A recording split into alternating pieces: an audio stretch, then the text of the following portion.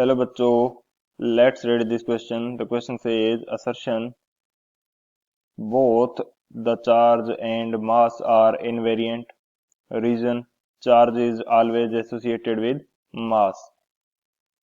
Option first: both assertion and reason are correct and reason is the correct explanation of assertion. Option second: both assertion and reason are correct but reason is not the correct explanation of assertion. Option third: assertion is correct but reason is incorrect. Option fourth: assertion is incorrect but and reason is incorrect. सो इस question के अंदर हमें क्या दे रखा है कि assertion के अंदर गिवन है कि जो चार्ज एंड मास हैं वो दोनों इनवेरिएंट होते हैं.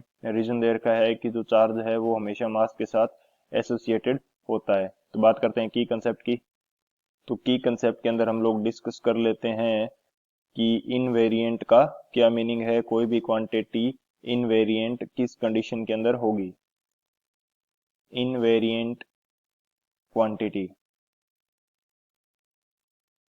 इनवेरिएंट क्वांटिटी वो क्वांटिटी होगी जो यदि वो स्टेबल कंडीशन के अंदर है, रेस्ट कंडीशन के अंदर है एंड यदि वो मूविंग कंडीशन के अंदर है तो भी दोनों कंडीशंस के अंदर उसका मैग्नीट्यूड सेम रहता है, तो वो क्वांटिटी होती है invariant quantity. A quantity which has same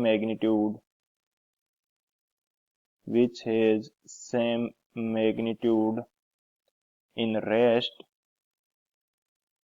as well as in moving condition.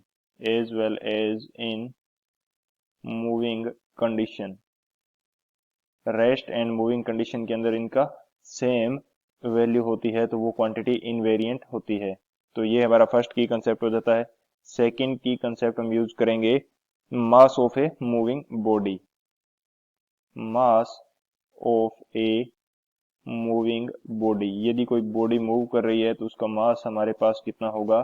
जो मास होता है ये हमारे पास होगा m को बोलते हैं हम एक्चुअल मास एंड इसकी वैल्यू हमारे पास होती है m naught 1 minus v square by c square and इस पूरे के ऊपर आएगा स्क्वेयर रूट.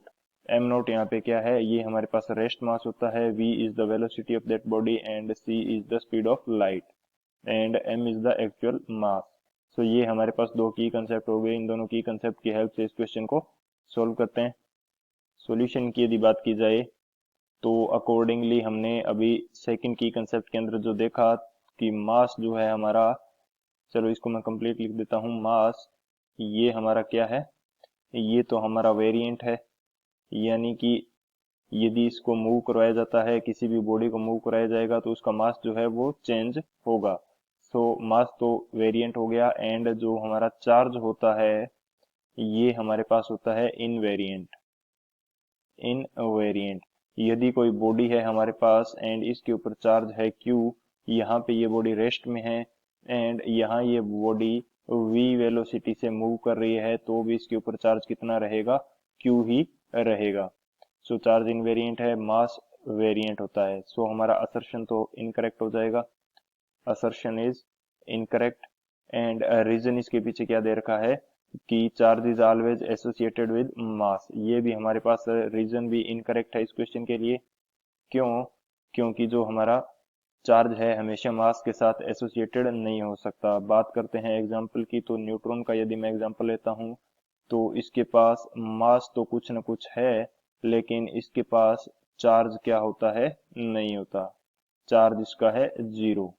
सो ये हमारा रीजन जो है ये भी इनकरेक्ट हो गया. सो बात करते हैं ऑप्शन की, कौन सा ऑप्शन करेक्ट हो जाएगा इस कंडीशन के अकॉर्डिंग.